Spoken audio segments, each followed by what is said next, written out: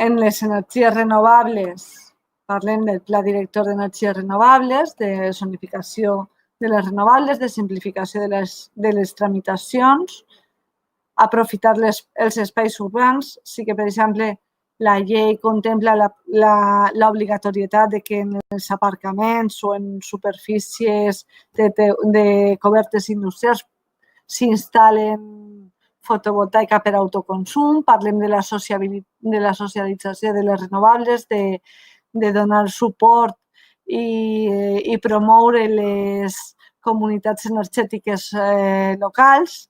Parlem també de la figura de l'autoconsum compartit i del foment de biocombustibles.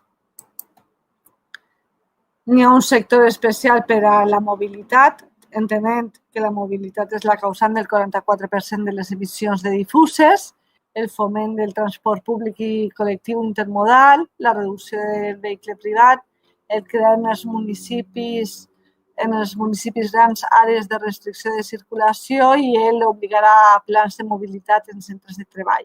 En quant a vehicles, fomentar el pas de vehicle de combustió de fons fòssils a vehicle elèctric.